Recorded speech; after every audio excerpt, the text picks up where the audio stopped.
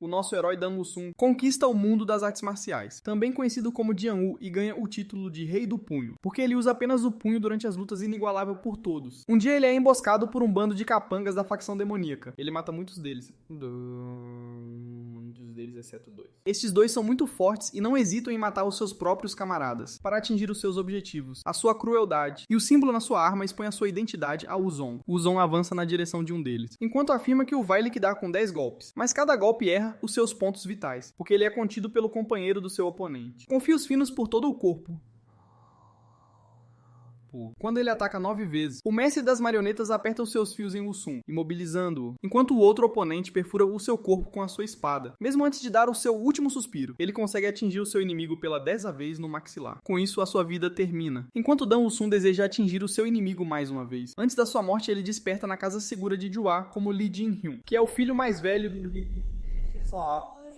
do grupo Mercador Union. Quando ele acorda, ele verifica se tem ferimentos e fica surpreendido por não encontrar nenhum. Mas quando ele olha para o seu novo rosto no espelho, ele primeiro pensa que alguém lhe colocou uma máscara no rosto. Depois ele rejeita essa ideia. Após alguma inspeção, depois de as criadas saírem para chamar um médico, ele decide aprender sobre a sua nova situação e procura a volta. Enquanto se move, ele percebe que este corpo é bastante frágil, pois até mesmo andar é uma grande tarefa. Finalmente ele encontra um diário intitulado Grupo Mercador Yunhan, que é um grande e famoso grupo mercador na montanha de Rua. Depois de verificar o diário, ele percebe que está no corpo de Lee Jin-hyun, que parece ser um grande canalha, a julgar pelas cartas que mencionam mulheres e jogo. Após alguma inspeção, ele conclui a possibilidade de ter reencarnado como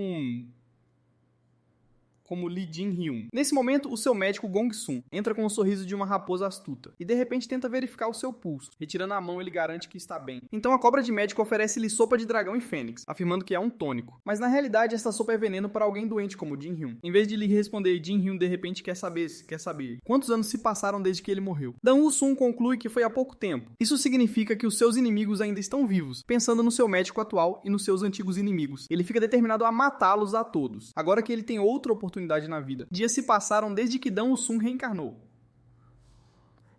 como Lee Jin-hyun. Naquela manhã, as suas criadas preparam seu pequeno almoço com grande entusiasmo, sabendo que ele finalmente comerá uma refeição adequada a partir de hoje. Até agora ele tem estado numa dieta rigorosa de papa de arroz para a sua saúde. Uma criada apressa as outras, pois Jin-hyun pode voltar do seu passeio a qualquer momento. A sua frase é interrompida quando a porta se abre e Jin-hyun entra. Ele verifica o pequeno almoço e diz-lhes para o manterem simples a partir de agora. Assim mesmo, enquanto se dirige para o seu quarto, uma criada nota o seu físico melhorado e comenta sobre a sua saúde melhor, com as outras a concordarem rapidamente. Depois de um tempo, Jin-hyun começa o seu pequeno almoço, quando a cobra astuta Gong-sun chega para estragar o seu humor. Jin-hyun, mal-humorado, permite que ele entre, e Gong-sun sente imediatamente a grosseria, mas ainda exibe um largo sorriso enquanto o cumprimenta. Jin-hyun, entretanto, olha para ele com ceticismo, sabendo que este homem tem sempre segundas intenções. Quando ele se rebaixa, um sorriso trocista aparece nos lábios de Jin-hyun, enquanto planeia fazê-lo confessar o seu crime para este propósito. Ele pergunta despreocupadamente qual a razão de Gong-sun estar ali. Nisso, Gong-sun começa o seu melodrama habitual, afirmando que não suporta a solidão, por isso vem ver Jin-hyun. Depois ele comenta subitamente como a tez de Jin-hyun parece diferente, minando toda a recuperação física de Jin-hyun num único comentário. Isso chama a atenção de Jin-hyun, e ele ironiza que o esforço de Gong-sun deve significar tentar convencê-lo a beber a sopa de dragão e fênix. Gong-sun não espera que ele saiba nada sobre a sopa, então ele explica apressadamente que a sopa de dragão e fênix é simplesmente um nutritivo tônico.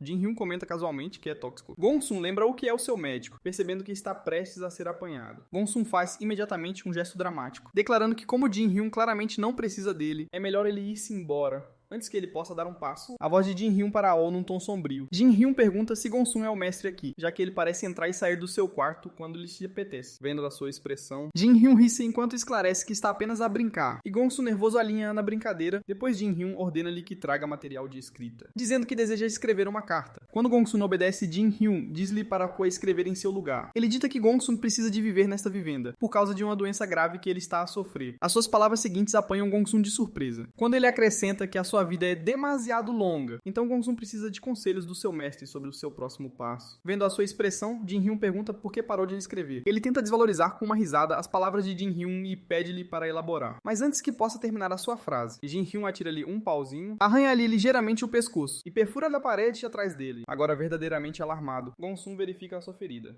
a expressão de Jin-hyun torna-se séria, enquanto ele afirma claramente que ele já não é o Lee Jin-hyun que Gon-sun conhece. Gon-sun ainda tenta fingir ignorância, mas Jin-hyun decide que é hora de confrontar a cobra. Ele explica sem rodeios que sabe que a sopa de dragão e fênix é um tônico, apenas para pessoas saudáveis, mas o corpo de Jin-hyun é demasiado frágil para se absorver como tônico, tornando-a tóxica para alguém doente como ele. E ainda assim Gon-sun, apesar de ser médico, de alguma forma não sabe disto. Ele fez Jin-hyun beber a sopa na véspera, e na manhã seguinte ele estava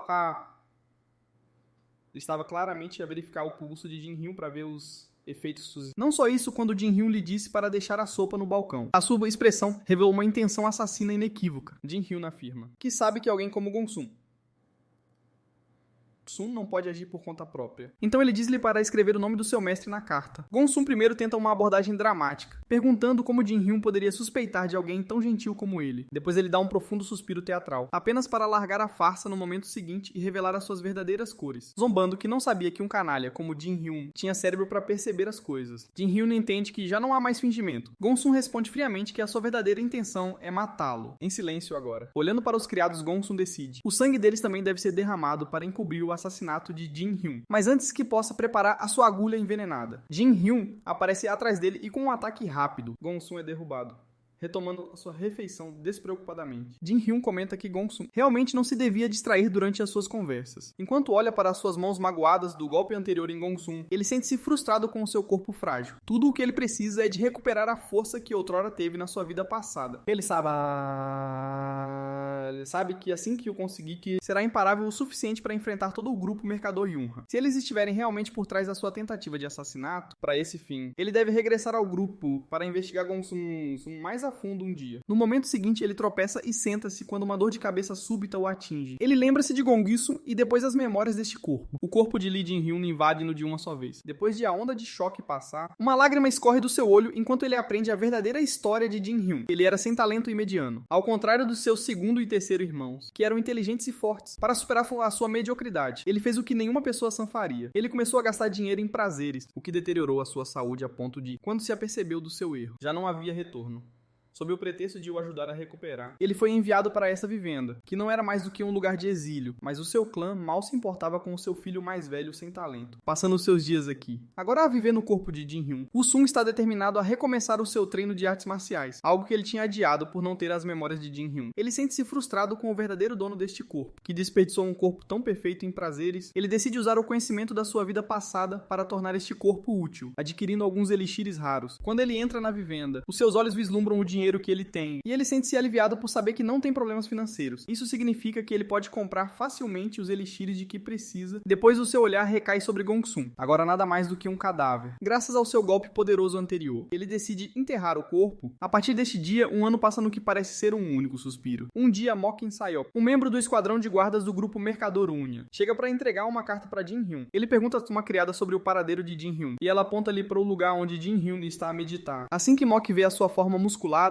os seus olhos arregalam-se em descrença, porque ele não consegue acreditar que está realmente a olhar para Jin-hyun. Durante este ano, o nosso rapaz determinado usou cada momento para fortalecer o seu corpo. O seu núcleo de energia manifestou-se agora, e ele regravou em si mesmo todas as artes marciais essenciais para a sobrevivência, como a arte da mobilidade iluminada, a arte do corpo iluminado e passos rápidos. Além disso, ele também aprendeu a arte do relâmpago branco de 10 fases, que lhe permite controlar o elemento do relâmpago. Através de todo este treino, ele alcançou com sucesso a 4ª fase das artes marciais, mas para alguém como ele ainda não é suficiente. Neste momento, o seu treino é interrompido pela voz de Mok, cumprimentando e apresentando-se nervosamente. Mok explica que trouxe uma carta do clã principal. Com calma e graciosidade, Jin-hyun pede-lhe para o entregar. Entretanto, Mok mal pode acreditar no que vê. Este é o mesmo homem frágil e atossir que ele viu no ano passado, e no entanto agora ele está de pé alto e forte. Os seus pensamentos são interrompidos pela voz de Jin-hyun, cheia de sarcasmo, lembrando-o que ainda está à espera da carta. Saindo do seu torpor, tanto o Jin-hyun como Mok sentam-se enquanto ele lê a carta. Ela informa-o da saúde debilitada do seu pai, que o deixou acamado, embora nenhuma razão seja dada. Ouvindo isto, Mok expressa as suas suspeitas sobre o clã Uyang. Este clã não passa de um grupo de abutres, que exigem taxas exorbitantes do grupo Mercador Yunha, sob o pretexto de fornecer proteção. Com o tempo, os pagamentos aumentaram, ao ponto de já não poderem ser pagos de ânimo leve. Ele pergunta se o clã Uyang fez algo significativo para merecer tal aumento no pagamento. Isto irrita verdadeiramente Mok, que desabafa a sua frustração com o grupo, dizendo que eles não fizeram nada para o merecer. Ele recorda o incidente incidente quando o grupo Unha enfrentou a seita da pequena divindade, que tentou impor uma grande quantia de impostos no seu comércio. Nessa altura, o clã Yang disse casualmente ao grupo que não tinham nada a ver com eles, exceto quando precisavam de se encontrar para uma discussão séria. Mok acrescenta que nem mesmo o capitão da guarda pode agir, porque o Yang-Hu está associado ao grupo. Isso chama aqui a atenção de Jin-Hyun, pois ele conhece este nome dos seus dias em Jiang-Hu. O Yang-Hu, um homem bastante famoso lá. Jin-Hyun agora vê claramente o quadro. O Yang-Hu é alguém forte, aproveitando-se do seu poder para assediar o grupo mercador Yun-Han, que ele considera demasiado fraco para ter importância. Nesse momento, ele decide que o assunto acabará em morte, ou ele pessoalmente ensinará uma lição ao Yang-Hu. Mok fica surpreendido, mas continua a mencionar outro assunto, que deixou o pai de Jin-Hyun acamado. Acontece que os seus irmãos mais novos foram tolos o suficiente para começar um duelo de espadas, em frente a todo o grupo mercador Yun-Han. Ele mal consegue acreditar na estupidez deles, percebendo que isso irritou tanto o pai deles, que ele adoeceu com estresse. Mok tenta consolá-lo, dizendo que o assunto não tem nada a ver com ele, mas ele interrompe-o e levanta-se, porque ele não pode mais desempenhar um papel passivo. Mok fica assustado com a sua súbita resolução. O nosso rapaz diz então seriamente a Mok para guardar a carta, porque ele vai ver a situação por si mesmo. Quando Mok regressa ao seu esquadrão, a primeira coisa que ele faz é transmitir a notícia aos seus camaradas, sobre como alguém como Lee Jin-Hyun se tornou um artista marcial. Assim que os seus companheiros ouvem isto, eles começam a rir.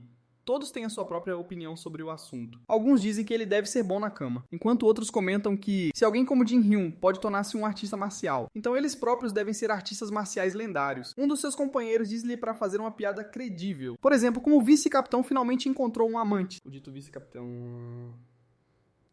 Capitão Han Yeop ouve a conversa deles e fica interessado em saber se Jin-Hyun realmente recuperou a sua saúde, depois de bater no homem que tentou movê-lo. Então Han Yeop afirma firmemente que Jin-Hyun tem sido um artista marcial desde a infância, graças ao corpo talentoso que ele possui. Agora Han pergunta a data do regresso de Jin-Hyun. Mok mostra sua incerteza sobre este assunto, pois ele apenas mencionou que está a voltar. Nesse preciso momento, eles ouvem o anúncio da chegada de Jin-Hyun, e eles entendem que é agora. Então Han pede aos seus subordinados para irem cumprimentar o seu jovem mestre. Eles não ficam felizes ao ouvir isto. Então ele lembra-o severamente que ele é o seu mestre, aconteça o que acontecer. Entretanto, Woo-Sun, vendo a opulência do palácio do grupo mercador Unha, pela primeira vez fica verdadeiramente surpreendido com a sua riqueza. Na sua vida passada, ele só tinha ouvido histórias sobre este grupo, mas agora vendo-o de perto, ele percebe que Jin-Hyun não é apenas abastado, ele é podre de rico. Ele diz às suas criadas para descansarem, pois vai visitar o seu pai. Enquanto ele caminha em frente, ele fica surpreendido com o silêncio, pois ninguém se dá ao trabalho de o cumprimentar. O seu desejo é logo realizado. Quando um grande número de guardas o cumprimenta com as suas espadas, então Han cumprimenta-o, comentando como Jin-Hyun parece quase irreconhecível. Ele também expressa a sua alegria por o ver saudável. Os subordinados de Han assumem que ele está apenas a lisonjear Jin-Hyun, acreditando que Han não tem orgulho, pois no passado, o seu mestre sempre o insultou pela sua consideração. Nesse momento, eles também se preparam para um insulto rude, mas eles ficam verdadeiramente surpreendidos quando Jin-Hyun os cumprimenta, comentando que é uma boa recepção para alguém problemático, como ele. Vendo as suas expressões chocadas, Mok insiste que já disse a todos que Jin-Hyun mudou realmente. Notando isto, Han, que está a escoltar o nosso rapaz para o quarto do seu pai, tem uma expressão suave no rosto, e Jin-Hyun finalmente começa a sentir que ele é seu aliado, em vez de uma figura hostil. Quando eles entram, Han informa o que já contou ao seu pai sobre a sua chegada, pelo que ele lhe agradece. A conversa deles é interrompida pela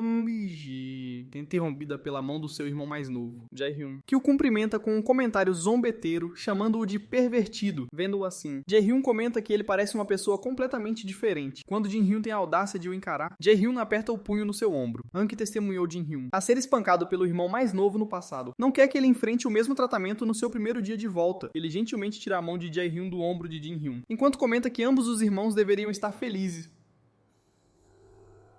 por se verem, depois de tanto tempo, mas para seu choque, Jae-hyun dá uma bofetada em Han por lhe tocar sem permissão. Jae-hyun não gosta do seu mau comportamento para com ele e avisa-o enquanto pergunta se ele o está a menosprezar. No momento seguinte, ele declara que está pronto para lhe ensinar uma lição. Antes que ele possa agir, o nosso tipo dá-lhe uma bofetada tão forte que o deita ao chão. Jae-hyun fica completamente perplexo com isto. No momento seguinte, Jin-Hyun aperta o punho no ombro de Jae-hyun, deixando-o sentir a sua força, enquanto expressa que estava bastante animado a caminho daqui. Jae-hyun grita de dor, balbuciando palavrões ao seu irmão enquanto o chama de louco. Ouvindo isto, o nosso rapaz diz secamente que ele o chamará de irmão mais velho a partir de agora. Entretanto, Lee Hwa-yun, o segundo filho do grupo mercador Una, nota uma grande comoção em frente ao quarto do seu pai. Ele pergunta a Han sobre isso e o vice-capitão comenta que há uma discussão entre os seus irmãos mais velho e mais novo. Ao ouvir isto, Hwa-yun assume imediatamente que será Jae-hyun a assediar o irmão mais velho deles e corre para dentro preocupado com a condição doentia do seu irmão mais velho. Mas ele fica assustado ao ver que é, na verdade, Jin-Hyun, advertindo severamente o seu irmão mais novo para ficar ficar quieto quando estão em frente ao quarto do pai. Depois ele nota a presença do irmão do meio. Depois de um momento, Hwa-Yoon senta-se em frente ao seu irmão mais velho, que dá a Jae-hyun um castigo para manter as mãos no ar. Vendo o Hwa-Yoon, sente-se aliviado por ver que ele está saudável. No entanto, Jae-hyun está claramente infeliz com a situação. Jin-hyun garante-lhe que está saudável agora. Depois ele nota o punho ferido de Hwa-Yoon e pergunta se foi Jae-hyun que o fez. Hwa-Yoon tenta ignorar a pergunta, mas o nosso rapaz vira-se furiosamente para o seu irmão mais novo e dá-lhe uma bofetada forte por levantar a mão contra o seu irmão mais velho. O pobre Jae-hyun não tem escolha, a não ser obedecer se não quiser apanhar mais. Não acredito que ele é o mesmo Jin-hyun fraco, que costumava massagear o ombro dele, porque tinha medo de levar outra tarefa, do seu irmão mais novo. A cena traz uma felicidade nervosa ao rosto de Hwa-Yoon, enquanto ele pensa em como Jin-hyun está agora a bater em Jae-hyun, enquanto no passado era o contrário. Depois Jin-hyun também se senta. Hwa-Yoon está curioso sobre a sua mudança de personalidade e corpo, mas em vez de lhe responder, ele simplesmente comenta que tem bons olhos, pois o seu olhar capta os pergaminhos em frente ao seu irmão do meio. Enquanto abre um, ele pergunta sobre o conteúdo. Hwa-Yoon explica que o pergaminho contém a lista de funcionários que o vão acompanhar à sala de conferências amanhã. Depois ele verifica a lista de funcionários e nota o nome de Gong-sun, pois é o seu principal propósito perguntar sobre qualquer funcionário. Depois de verificar a lista, ele sabe imediatamente o que quer saber. Que Gong-sun, juntamente com muitos outros funcionários, é recomendado por ninguém menos que o Yang-Hu. Depois ele vira-se seriamente para os seus irmãos e pergunta sombriamente se ambos ou um deles está a trabalhar para o Yang-Hu. Ambos os irmãos negam furiosamente, insistindo que não podem entregar o seu grupo mercador àquele clã. Ele sorri ao ver que não precisa de eliminar os seus irmãos, porque eles estão a dizer a verdade. Com uma decisão tomada, ele levanta-se e pergunta se todos os superiores estarão na conferência. O seu irmão intelectual responde afirmativamente. Nisso, ele declara a sua decisão de também participar na conferência. Antes que eles possam protestar, ele sai da sala, ignorando as suas objeções. Eles ficam completamente estupefactos ao ver a súbita mudança de personalidade do seu irmão. Nesse momento, Jae-hyun deseja ir também para essa montanha Chuhua. Entretanto, Jin-hyun para em frente ao quarto do seu pai e entra com a sua permissão. O seu pai, o líder do grupo mercador Seong-min, nota-o imediatamente. Ele pergunta sobre a comoção lá fora, mas Jin-hyun apenas ignora enquanto se senta. Depois, ele menciona como ouviu rumores de que o seu pai está sob estresse. O seu pai confirma acrescentando que está sempre sob estresse, mas agora o seu corpo velho não é forte o suficiente para o suportar. Depois, o seu pai levanta a mão para tocar no rosto do filho, sentindo como ele parece saudável e mudado. Ele pergunta se ele é realmente Jin-hyun, quando o seu pai expressa a sua felicidade por o ver bem, e o toca com ternura, algo se agita dentro dele. Como o Woo-sun, ele nunca conheceu o sentimento de ter um pai, mas ele sabe como é ter um pai. Ele lembra-se do seu pai como alguém forte e de ombros largos, mas agora pegando na mão dele, ele percebe o quão frágil o seu alvo se tornou. Nisso ele consola-o, dizendo que vai livrar-se de tudo o que o levou a esta condição. O seu pai não acredita, mas ele enfatiza que Seong-min não precisa de se preocupar com nada, pois ele é quem vai tratar disso. Vendo a sua expressão determinada, até o seu pai começa a suar. No dia seguinte, todos se reúnem na sala de conferências do grupo mercador Eunha, onde Hwa-Yoon está a se informar todos. O Yang-Hu também está presente. Os seus subordinados que se interrogam sobre ele notam imediatamente a presença de Jin-hyun. O Yang assume que Jin-hyun veio aqui para solidificar a sua posição no grupo. Entretanto, depois de Hwa-Yoon terminar o seu briefing, ele pergunta se alguém tem alguma objeção antes de ele poder prosseguir. O Yang-Hu levanta a mão dizendo que tem uma exigência a fazer. Ele sugere uma pessoa que possa servir de guarda para Jin-hyun, já que ele atualmente não tem Nisso, uma comoção agita-se dentro do grupo mercador Yunha por causa desta intromissão, pois já há muitos funcionários recomendados por o Yang-Hu, mas a pessoa que tenta falar contra é ameaçada por o Yang-Hu, o que o cala. Então, o Yang-Hu pergunta se alguém tem alguma objeção à sua sugestão. Todos permanecem em silêncio com demasiado medo para falar. Exatamente quando ele está prestes a prosseguir, o nosso rapaz levanta a mão para o lembrar que ele tem, de facto, objeções. Ele então seriamente dá a sua própria sugestão. Despedir o líder do esquadrão de guardas, o Yang-Hu. Os membros do grupo mercador Yunha ficam preocupados ao ouvir isto, enquanto o clã Yang-Hee, assumindo que ele deve estar a brincar, pois o Yang-Hu é considerado necessário para a segurança do grupo mercador. O Yang-Hu, no entanto, é arrogante. Ele informa o nosso rapaz que ele esteve acamado por tanto tempo que não sabe que não tem o direito de o despedir. No momento seguinte, Jin-hyun faz o que ninguém espera. Ele dá um soco no chão com tanta força que quase abala o edifício. Depois, secamente, ele lembra a essa cobra que, apesar da influência de Yang, ele está a esquecer-se que Jin-hyun é o verdadeiro mestre do grupo mercador Yunha. Pouco tempo antes, ele já tinha informado Hwa-Yoon sobre o seu plano de despedir o Yang-Hu. Hwa-Yoon, no entanto, não acha que seja uma boa ideia, porque o clã Yang é mais poderoso do que eles. Em vez de responder diretamente, ele pergunta quando alguém subestima os artistas marciais de Jiang-Hu. Não são eles comidos vivos por causa das suas suposições arrogantes. Depois, ele aponta quantos funcionários à sua volta são do clã Yang, fazendo parecer que o grupo mercador Eunha está a ser engolido inteiro por eles. O seu irmão intelectual, notando isto, entende o que ele está a tentar dizer. Então Jin-hyun assegura-lhe que ele não precisa de se preocupar, porque ele vai tratar do assunto. Agora, olhando para o seu irmão mais velho, Hwa-yoon entende como um sorriso nervoso, exatamente como o seu irmão mais velho planeia tratar do assunto. Vendo isto, o clã Yang desembainha imediatamente as suas espadas de forma ameaçadora, exigindo que ele se explique. An fica furioso com a insolência deles, por levantarem espadas contra o seu mestre. Ele coloca-se à frente de Jin-hyun para o proteger, mas com uma expressão impassível. O nosso rapaz comenta sobre como é insolente da parte do clã Yang levantar as suas espadas contra o seu empregador. Ele ameaça-os num tom sombrio, avisando que eles devem ter um desejo de morte. Depois ele muda subitamente a direção da conversa, dizendo que vai compensar o Yang-hu porque se sente mal. O Yang-hu fica confuso ao ouvir isto. Jin-hyun explica que ele arruinou o plano de reforma perfeito de Yang-hu. Depois ele elabora sobre o que o Yang-hu estava realmente a planear. Primeiro ele eliminaria Jin-hyun através de Gongsun. Depois, como ele já estava a fazer com que os outros dois irmãos de Jin-hyun se confrontassem. Funcionou a favor de Yang, que o pai deles adoecesse por causa deste conflito. No final, tudo o que o Yang precisaria de fazer era manipular um dos irmãos e usá-lo como uma marioneta, para obter o controle total sobre o grupo mercador Yunhan. Nisso, o Yang começa a rir, afirmando que Jin-hyun está apenas a inventar histórias. Mas ele continua secamente que o plano de Yang começou a desmoronar-se no momento em que ele matou pessoalmente o assassino de Yang Gongsun. Os olhos de Yang-hu arregalam-se com esta revelação. Ele não consegue acreditar no que acabou de ouvir. O nosso rapaz acrescenta que matou o pobre assassino com um só golpe, dando-lhe uma morte fácil. Depois, ele diz casualmente que o Yang-hu deveria esforçar-se mais para fazer um plano adequado, se ele quer controlar o grupo mercador. Além disso, ele acrescenta: ele também lhe cobrará pelos danos que ele causou. Agora o Yang já se fartou das palavras de Jin-hyun. Furioso, ele levanta o punho e ameaça matá-lo. Antes que ele possa sequer desferir um golpe, Jin-hyun bloqueia o seu punho com o dele. No momento em que os seus punhos colidem, o Yang-hu sente uma onda de energia de relâmpago, fazendo-o perceber que Jin-hyun se tornou verdadeiramente um artista marcial. Todos à sua volta também ficam chocados ao testemunhar a demonstração de poder do nosso tipo Jin-hyun. Por outro lado, comenta dramaticamente que o Yang está a atacar alguém, que acabou de recuperar. Depois ele declara que vai deixar passar, porque eles vão ter um duelo oficial. Alguém anuncia o início do duelo oficial. O Yang-hu pergunta se isso será suficiente. Com uma expressão arrogante, ele afirma que eles vão duelar até que um deles esteja morto. Depois de ouvir isto, o Yang-hu comenta calmamente que parece que Jin-hyun deve ter sido treinado por uma boa seita, a julgar pela sua eficiência e habilidade em artes marciais, mas levantando a sua espada, ele afirma que vai fazê-lo entender a diferença de experiência entre os dois. Jin-yong, no entanto, desvia-se rapidamente do seu ataque e não gosta da provocação sobre a experiência. Enquanto se agacha, ele acerta um soco no estômago de Yang-hu, declarando que tem 100 anos a mais de experiência do que o Yang-hu. O Yang-hu cospe sangue, incapaz de compreender a verdadeira dimensão da habilidade de Jin-yong. Jin-yong, por outro lado, ativa a sua arte de mobilidade iluminada e promete mostrar ao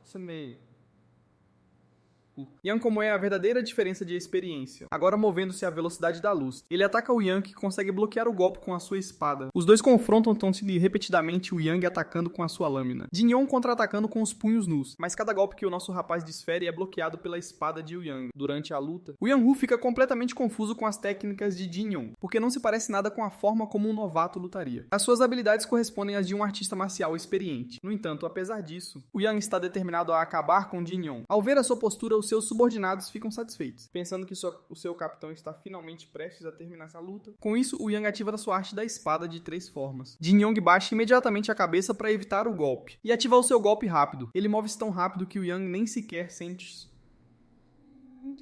sua mudança de posição. No momento seguinte, o Yang leva um soco devastador no queixo. O impacto é tão poderoso que é visível mesmo da casa principal. Os criados que testemunham a cena murmuram em confusão. Enquanto o seu pai, com uma expressão orgulhosa, declara que o seu filho mais velho dominou as artes marciais. Quando o Yang-hu desmaia, os seus subordinados correm para o seu lado, vendo o estado do seu capitão. Eles ficam furiosos. Um deles até olha furiosamente para Jin-yong. Ele silencia-o instantaneamente com uma ameaça mortal. Outro subordinado admite que não houve irregularidades no duelo. No entanto, antes de partir, ele avisa que se esta é a forma como Jin-yong deseja agir, então o clã Yang adotará o mesmo método para se vingar do grupo de mercadores Yunhan, algo que ele afirma que será impossível para eles evitarem. Mas Jin-yong não se importa com esses rancores mesquinhos, pois nunca foram novidade para ele. Ele retribuirá o que quer que lhe deem, seja rancor ou bondade. Além disso, ele assume total responsabilidade pelo incidente, o que provoca um protesto de Hwa-yoon. No entanto, Jin-yong olha firmemente para todos e declara que, apesar da sua afirmação anterior, de que o grupo de mercadores Yunhan lhe pertence, também pertence ao seu pai, ao esquadrão que o acolheu esta manhã, e a todos os funcionários que lá trabalham. Portanto, ele não permitirá que ninguém brinque com o seu grupo de mercadores. Com isso, ele ordena que eles saiam, dizendo que os ia despedir de qualquer maneira. Todos ficam satisfeitos com o seu discurso, exceto pelo clã Yang, que parte com relutância, desejando-lhe boa sorte em lidar com o seu clã no futuro. Enquanto eles se vão, um funcionário está prestes a festejar, mas outro rapidamente o impede, lembrando-o de que Jin Yong tinha vencido um duelo oficial. Outro guarda acrescenta que não podem celebrar. Afinal, eles são o esquadrão de guarda. No entanto, em vez de cumprirem o seu dever, eles ficaram a assistir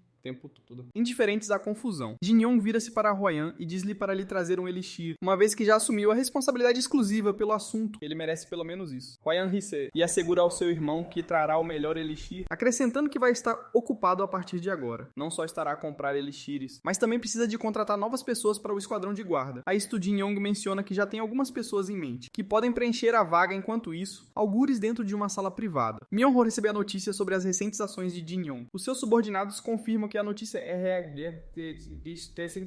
realmente verdadeira. Na verdade, o nosso rapaz já tinha pensado em tudo isto há alguns dias. No momento em que pôs os pés no grupo de mercadores Yuna, ele também tem estado a analisar os padrões dos funcionários no seu primeiro dia aqui. Enquanto estava a caminho de algum lugar, ele para de repente e pergunta a Han se ele já comeu. Completamente apanhado de surpresa pela pergunta atenciosa, Han responde negativamente, pois não teve tempo para comer desde o amanhecer por causa do trabalho. Jin Yong então olha para o andar de baixo, onde alguns membros do clã Yang estão a perder tempo em conversas inúteis. Nesse instante, ele entende a dinâmica do grupo. Os leais funcionários do grupo de mercadores Unha trabalham tanto que nem sequer conseguem arranjar tempo para uma refeição, enquanto os membros do clã Yang desfrutam de dinheiro fácil. A vadiar durante o horário de trabalho, sem quaisquer obrigações reais, Han dirige-se a ele novamente, mas em vez de responder, a sua mente divaga para a solução. Se ele despedir de repente os membros do Yang, o grupo ficará sem segurança, pois precisará de pessoas para preencher o seu lugar. Depois de pensar um pouco, ele sabe exatamente onde encontrar os substitutos perfeitos para esses funcionários ociosos para este propósito. Ele dirige-se a uma casa de jogo suspeita. O tipo de lugar que parece que apenas criminosos frequentariam. Assim que ele entra, ele chama a atenção de várias pessoas. Alguns apontam para ele chamando-o de um alvo fácil. Eles ficam surpresos por vê-lo depois de tanto tempo. Alguns até assumem que ele está morto há anos, acreditando que ele veio para jogar. Eles preparam-se para vê-lo perder a sua fortuna. Quando ele entra no salão principal, o guarda lá cumprimenta-o com entusiasmo, assumindo que ele está prestes a gastar uma fortuna, mas este Jin Yong não é o homem de que se lembram. Com um insulto sutil, mas acutilante, ele avisa o guarda para não lhe tocar, deixando o homem mal-humorado, então, sem mais cerimônias. Jin Yong ordena-lhe que abra a porta. Lá dentro, Chu Myung-woo, conhecido como a Raposa Venenosa, olha para o seu antigo amigo e comenta que a sua saúde melhorada deve ser resultado de uma longa recuperação. Os seus companheiros Yuki Jinbu e Yuki Mayong-woo também o cumprimentam. Myung-woo com um sorriso trocista. Lembra-os de pelo menos perguntarem pelo bem-estar de Jin Yong, uma vez que ele esteve doente por tanto tempo. Com isso, ambos os irmãos Yuki pedem desculpa, enquanto Myung-woo afirma zombeteiramente que Jin Yong é seu amigo. Jin Yong desdenha dessa chamada amizade. À superfície, parece que são amigos de infância, mas na realidade, Myung-woo sempre usou esta falsa camaradagem como uma forma de o assediar e extorquir-lhe dinheiro, explorando as suas fraquezas. Com uma expressão séria, ele pergunta-se se a nova geração criou uma definição totalmente diferente e distorcida de amizade, sem saber os verdadeiros pensamentos de Jin Yong. Myung-woo insta-o ansiosamente a começar a jogar, alegando que já passou muito tempo. Na verdade, Myung-woo está ansioso para lhe tirar uma soma avultada, confiante de que mais ninguém seria tolo, o suficiente para cair na sua armadilha, fingindo amizade. Myung-woo insiste que vai tratá-lo em honra do seu regresso, mas quando ele não oferece resposta imediata, Myung-woo fica irritado e pressiona-o a dizer algo. Jin Yong responde calmamente que está a pensar. Quando o seu amigo Abutre insiste em saber no que ele está a pensar, Jin Yong, em vez de responder, simplesmente senta-se em silêncio por um momento, ponderando as suas opções se deve matar Myung-woo ou não. Para ele, Myung-woo não passa de um canalha inútil, que ele não tem interesse em manter por perto. Os únicos de valor aqui são os irmãos Yuki,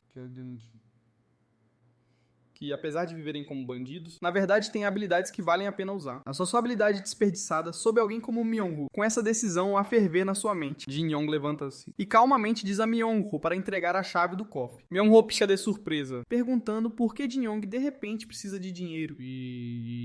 Jin Yong responde com firmeza, assegurando-lhe que isto é apenas um levantamento de dinheiro único, mas ele acrescenta os juros que Myung-woo lhe deve, pelos milhares de Yang, que foi forçado a investir nessa casa de jogo, mais uma compensação médica pelas vezes que Myung-woo o mandou espancar. Eleva o total para cerca de 100 mil Yang. Isso deve ser suficiente. Myung-woo desata a rir, zombando dele e perguntando se ele aprendeu matemática durante o tempo que esteve fora, com arrogância presunçosa. Ele salienta que o cofre não contém apenas o dinheiro, que Jin Yong está a exigir também está cheio de ouro, prata de joias, Ele diz que Jin Young é um tolo se pensa que vai conseguir algo disso. Na melhor das hipóteses, as suas chamadas ofertas, ele poderia emprestar-lhe algum dinheiro se ele estivesse desesperado. Mas a chave do cofre está fora de questão. A irritação de Myung-ho cresce. Ao recordar as vezes que o nosso rapaz se queixou de estar doente. Apenas para agora estar aqui. Que saudável e ousar exigir a chave do cofre. Enquanto o ignora descaradamente, ele diz friamente a Jin Young para cair em si, lembrando-o exatamente de quem está à sua frente.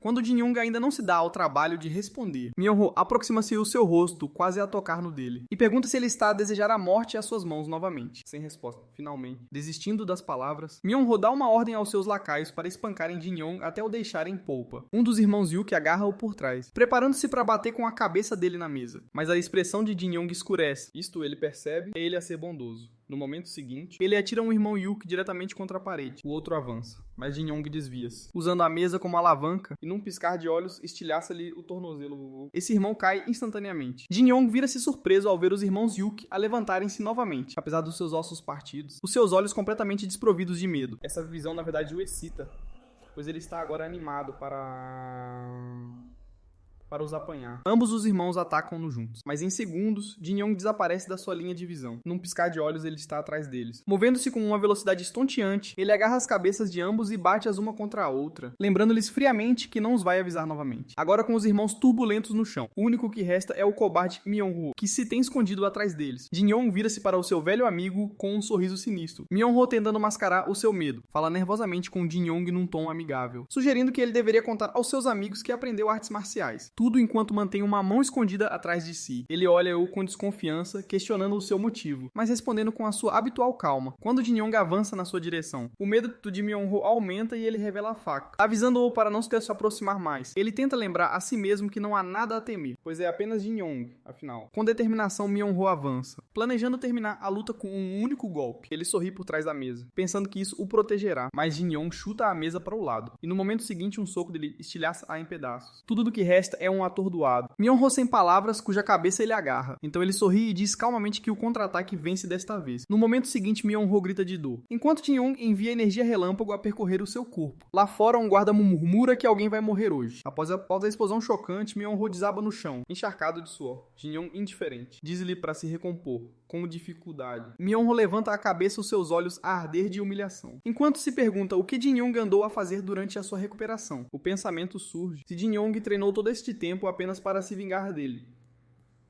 Ele tenta defender-se, pensando que não foi assim tão mal para ele, mas recordando o seu comportamento passado para com Jin Young. A conclusão parece inevitável. Isto é vingança, forçando um sorriso nervoso. Myung-ho diz ao nosso rapaz para exigir qualquer coisa, exceto a chave do cofre. Isso faz Jin Young parar. Era exatamente isso que ele queria ouvir. Myung-ho rapidamente lembra-lhe que, apesar do seu mau comportamento, eles são amigos de infância. E ele, com relutância, entra no jogo. Ao ouvir isto, o rosto de Myung-ho ilumina-se, e ele imediatamente abraça um Jin Young muito irritado, assegurando-lhe que não haverá mais espancamentos ou assédio a partir de agora. Jin Young não acredita e ele afasta-o, fazendo uma careta e dizendo que as suas palavras doces o estão a enjoar. Apesar da sua irritação, Myung-ho continua a falar, insistindo que não são apenas amigos, enquanto o promove a irmão. Ele vira-se imediatamente para os seus lacaios e ordena-lhes que cumprimentem o seu irmão mais velho. Ambos obedecem sem questionar, parecendo bastante perdidos por dentro. No entanto, Myung-ho está a sorrir de forma presunçosa, pensando como Jin Young é alguém que uma vez viveu aos seus pés e o seguia como um cachorrinho. No momento em que tiver a oportunidade, ele planeia pegar nos seus guardas e fugir. Ele tem a certeza de que pode lidar com qualquer outro problema depois. Do outro lado, Jin Young dirige-se diretamente aos gêmeos, dizendo-lhes que quando ele chama alguém de irmão, esse laço dura uma vida inteira. Os irmãos Yuki olham para Myung-ho em busca de aprovação, e Myung-ho incita-os a jurar, declarando que agora são irmãos de juramento. Os gêmeos imediatamente juram lealdade a Jin Young, como seu irmão mais velho. Myung-ho sente-se satisfeito com o progresso até o seu sangue gelar. Quando Jin Young ordena sombriamente aos irmãos Yuki para se afastarem, dizendo que ele e Myung-ho vão decidir quem é o verdadeiro irmão mais velho. Apesar dos protestos de Myung-ho, os gêmeos saem da sala agora completamente perturbados. Myung-ho não faz ideia de qual é o seu verdadeiro motivo. O nosso tipo lembra-o calmamente, que foi ele quem ganhou dinheiro a explorar os gêmeos. Essa não é a maneira certa.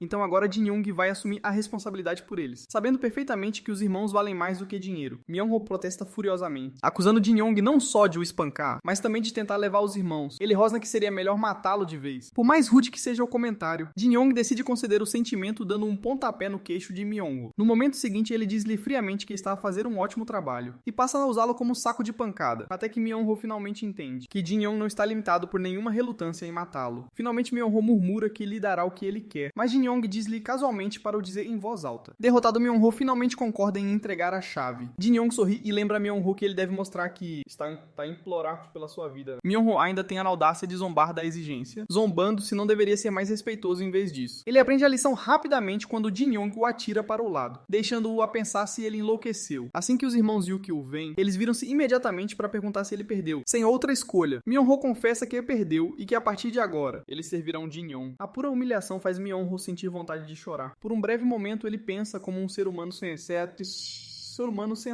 e decide deixar os irmãos irem, para que possam ter uma vida melhor com o grupo de mercadores Eunha. Mas quando ambos os irmãos se olham e concordam em servir Jin Young, a irritação de Myung-ho explode novamente, com o que ele vê como ingratidão deles. Depois que o assunto é resolvido, Myung-ho sai furioso e a resmungar, enquanto se queixa de nunca confiar em pessoas de cabelo preto. Assim que os que o rodeiam notam que eles assim os gêmeos Yuko. Eles estão prontos para o espancar, agora que a sua segurança se foi. Vendo os rostos hostis à sua volta, a arrogância de Myung-ho inflama-se, que ele ainda é a raposa venenosa, e ele lembra-os disso com um grito alto. Ele até tem a coragem de os desafiar a atacá-lo. Os homens mordem o uísque com armas na mão. A sua fúria a ferver, amaldiçoando a sua sorte por ter saído nesse estado. Myung-ho prepara-se para o pior. Mas antes que alguém o alcance, Jin Young intervém para o defender. Jin Young comenta: como esses abutres não se atreveram a aproximar-se de Myung-ho quando ele era forte. No entanto, agora estão prontos para o devorar enquanto ele está vulnerável. Ele ordena-lhes que ataquem Myung-ho, apenas quando ele for forte o suficiente para lutar. Depois ele instrui os irmãos Yuki a recolherem todos os itens valiosos, enquanto se movem para cumprir as suas ordens.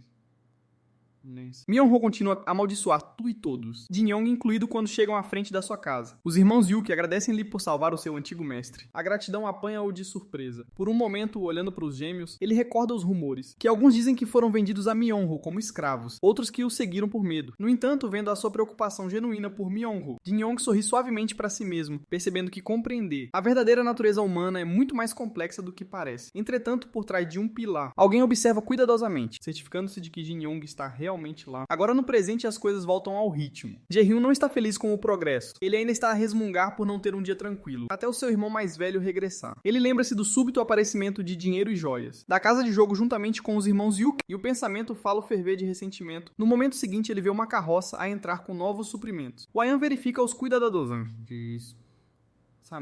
instruindo seus criados a terem cuidado com as mercadorias e deixando a carroça lá, explicando que os itens são bastante preciosos. Vendo isto, Jae-hyun fica curioso sobre o conteúdo da carroça. Os seus olhos brilham quando ele avista a flor de velo de tubérculo de 100 anos, tão rara que as pessoas fazem fila desde o amanhecer só para apanhar uma. Ele presume que deve ter sido trazida por ordem sua. Nesse momento, o pai dele sai. Hwayan corre rapidamente para ele, lembrando-o de que ainda é muito cedo para ele estar fora, no seu estado. Jae-hyun, no entanto, está muito mais interessado em descobrir para quem o seu pai trouxe tanto elixir. Ele recorda que Jin Young só precisava de um, por isso ele tem esperança de conseguir pelo menos um para si, mas o seu rosto empalidece quando ouve que todos são para Jin Young. O pai deles explica que depois do que aconteceu com o clã Yang, eles não podem arriscar depender de um único elixir. Além disso, não é muito, a julgar pela enorme quantidade de dinheiro que já desperdiçaram com o clã Yang e a seita da pequena divindade. Então, depois de considerar o assunto, ele envia cartas aos chefes das suas filiais locais e a alguns grandes nomes da indústria de elixires, solicitando fornecimento de elixires de alta qualidade. Eles concordam em ajudar, pois os seus negócios estão interligados e sofrem com as perdas uns dos outros. Aí Su-han apoia a sua decisão de ajudar Jin Young, confiando que ele se tornará um grande artista marcial. Seu humano agradece-lhe pelo apoio. Então, apesar do rosto desanimado do seu filho mais novo, ele declara que finalmente encontrou a maneira perfeita de gastar o dinheiro, que ganhou durante toda a sua vida. Jae-hyun fica furioso ao saber de tudo isto. Ele interpõe-se no caminho do seu pai e exige que lhe seja dado um elixir também. O seu pai olha pra ele por um momento e depois pergunta se ele realmente precisa de um. Jae-hyun fica ainda mais enfurecido com isso. Ouvindo apenas o louvor constante ao nome do seu irmão mais velho, ele acredita verdadeiramente que há discriminação contra ele e não consegue entender porque alguém como Jin Young continua a receber este tipo de atenção. A sua pergunta é respondida não com palavras, mas com as ações do nosso rapaz. Quando ele passa por ele à velocidade da luz, a força do seu movimento derruba Jae-hyun enquanto ele passa, arrastando uma enorme pedra nas costas. Olhando para o rosto determinado do seu irmão, coberto de suor, Hwayan conclui que alguém como o seu irmão mais velho, que já tem uma constituição forte e uma confiança inata, está finalmente a esforçar-se para que funcione. Ele deita-se no chão com um suspiro, depois olha pensativamente para tirar sua espada. Depois de um tempo, encorajado pelo treino vigoroso do seu irmão, Jae-hyun começa a praticar a sua arte da espada num manequim de treino. Ele recorda o movimento que Jin-young usou em Woo durante o seu duelo oficial. Depois de algum treino, ele suspira, frustrado por não conseguir compreender totalmente a extensão da habilidade de Jin-young, tudo enquanto o amaldiçoa em voz baixa, quase como se fosse convocado por esse pensamento. Jin-young aparece à sua frente, assustando o seu pobre irmão mais novo. Nervosamente, Jae-hyun pergunta sobre a sua caminhada. Jin-young explica que já terminou. Então, percebendo o que o seu irmão mais novo tem estado a fazer, ele oferece-lhe a sua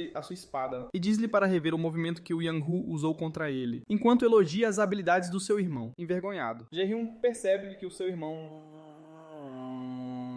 esteve a observar o seu treino, pegando na espada. Jae-hyun levanta-se e com determinação ataca o manequim, sentindo-se convencido com o seu movimento. A sua confiança é instantaneamente esmagada. Quando Jin-young o chama de desleixado, Jae-hyun, agora irritado com a língua afiada do seu irmão, responde-lhe mais no momento seguinte. O punho de Jin-young vem na sua direção, apenas para Jae-hyun o bloquear no último segundo com a sua espada. Então Jin-young explica como ele destruiu a finta de Yang-hu, encurtou a distância e o deixou completamente indefeso, forçado apenas a defender-se, diz ele. Tudo isto enquanto ainda dá pontapés no seu irmão mais novo. Jae-hyun tenta argumentar com ele, sugerindo que conversem em vez de recorrer aos punhos, mas Jin-young, claramente com vontade de treinar o seu irmão, não ouve, sem outra escolha. Jae-hyun pega na sua espada novamente e decide alinhar. Quando ele avança para atacar, ele fica atordoado ao ver Jin-young simplesmente desaparecer. Um instante depois, Jin-young embosca-o por trás, comentando que as pessoas normais mostram seu verdadeiro potencial quando estão encurraladas. Com isso, ele recua o punho para socar, mas para pouco antes de atingir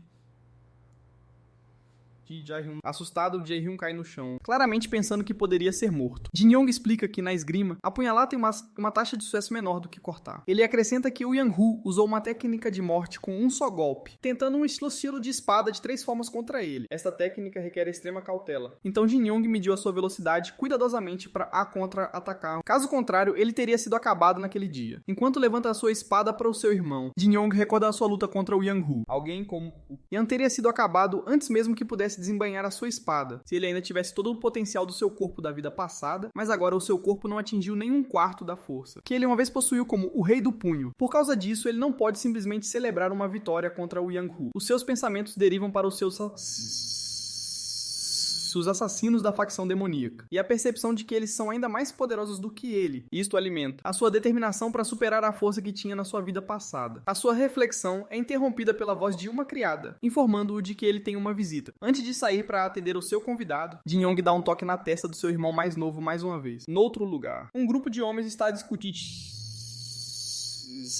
o muito ridículo que ouviram, de que um mulherengo como Jin-young sabe mesmo artes marciais. Gu-un, que não acredita na história, explica como na noite passada ele foi à casa de jogo num estado de embriaguez. Lá, ele viu Jin-young com os irmãos Yuk a carregar itens da casa de jogo. Ele reconheceu-o imediatamente. Mas antes que pudesse voltar depois de vomitar, ele tinha desaparecido. Jujuruan e Smaguko então afirmam que vieram aqui para verificar o boato eles mesmos. Quando eles abrem a porta do seu quarto, eles encontram-no lá dentro com os irmãos Yuk. Vendo a sua constituição musculosa, eles fecham rapidamente a porta novamente e perguntam à criada se ele é realmente Jin-young ou se algum grupo de mercadores o adotou. A criada confirma que é realmente o seu jovem mestre. Os homens parecem que vão desmaiar, tentando processar a diferença chocante entre o Jin-young, que acabaram de ver, e o playboy frívolo dos 4 reis celestiais, que pensavam conhecer. Nesse momento, Jin-young abre a porta, assustando-os de morte. Ele ordena calmamente a sua criada para alimentar os gêmeos e dar-lhes uma grande quantidade de comida, pois eles comem muito. Assim que eles saem, ele volta com sua atenção para sua antiga equipa, que estão claramente aterrorizados com ele. Ele pergunta por que estão ali, demasiado assustados para explicar. Eles simplesmente rezam pela sua própria segurança. Smaguko Jujaruan, Yang-gu-un e o nosso rapaz, Jin-young, formam um grupo conhecido como os 4 Reis Celestiais, cujo principal propósito é entregar-se às mulheres e ao vinho. Agora esses 4 amigos estão sentados juntos, finalmente desfrutando de uma refeição tranquila. Enquanto olha para eles, Jin-young lembra-se de Myung-ho, que também afirmava ser seu amigo, mas esses idiotas são diferentes. Eles são mais como parceiros de travessuras. O seu mundo gira quase inteiramente em torno de mulheres e vinho. Jae-hyun quebra o silêncio perguntando pelo bem-estar de Jin-young, enquanto Gu-un verifica os seus músculos, incapaz de acreditar que Jin-young tem realmente estado a treinar. Sima, no entanto, observa silenciosamente tanto o seu comportamento como o seu físico. Ele conclui que esta transformação não é algo que o treino por si só pudesse alcançar. Jin-young tornou-se verdadeiramente um artista marcial. Então eles perguntam sobre a sua fonte de conhecimento de artes marciais, uma vez que é impossível para ele ser autodidata em tais habilidades. Jin-young dá-lhes uma resposta ambígua, dizendo que teve apenas sorte. Sima comenta que deve ser algo como as lendas, sobre as quais só ouviram falar no Jianghu. Jae-hyun acrescenta que quase não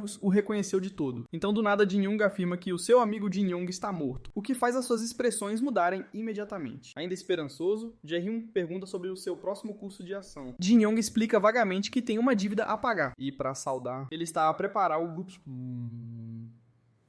grupo de mercadores Yuna. O seu objetivo atual já não é vaguear sem rumo, mas tornar-se mais forte. Gu-un e Jae-hyun ficam estupefatos, murmurando um pro outro sobre essa mudança repentina. Sima, no entanto, tem uma expressão mais séria.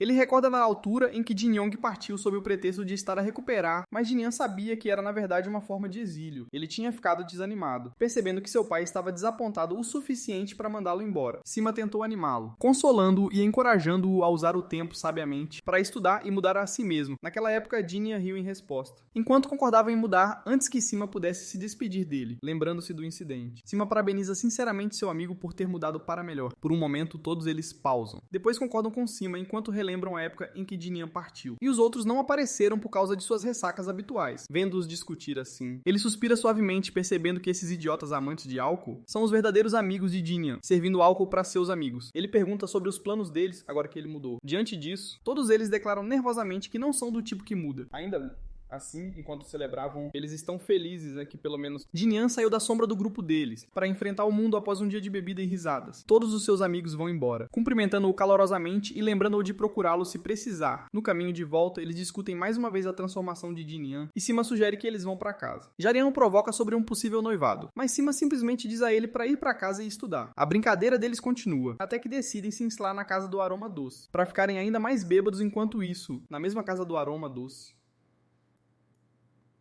O líder da seita Pequena Divindade, Yeon-ji-san fica furioso ao saber da morte de Yang-hu. Membros do clã Yang recontam tudo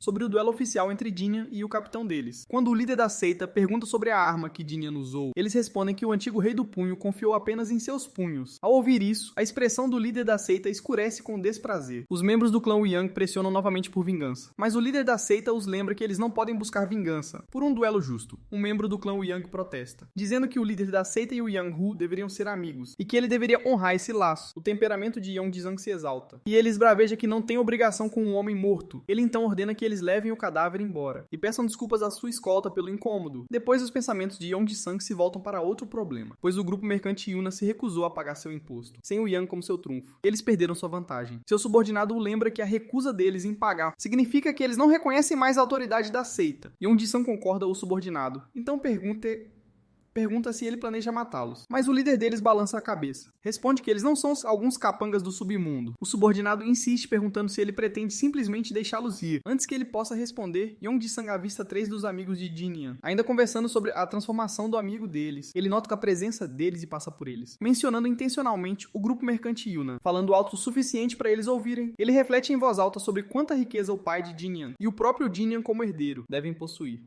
Sima capta o comentário imediatamente e morde a isca. Depois disso, Sima corre para seus amigos e conta tudo, mas Jin-young apenas boceja com a notícia. Sima o lembra que eles podem atacar a qualquer momento, especialmente porque eles não têm mais um esquadrão de segurança, depois de eliminar o Yang-hu. Enquanto isso, Jin-young já está pensando na seita Pequena Divindade, algo sobre o qual Mok já o informou. Após um breve momento de reflexão, ele pergunta a Sima onde os membros da seita estão agora. Sima responde que eles estão na base deles. Jin-young então diz a ele para entrar e lhe entrega um manto para vestir. Seu amigo leal obedece, enquanto pergunta novamente sobre a localização exata deles. Jin-young responde que eles estão no armazém do esquadrão de guarda, quando Sima percebe que ele planeja ir direto para a base da seita Pequena Divindade. Ele entra em pânico. Ele lembra a Jin-young que são apenas os dois, enquanto a seita inteira estará lá. E eles nem sequer têm um plano adequado, enquanto saca sua arma. Jin-young esclarece para seu amigo que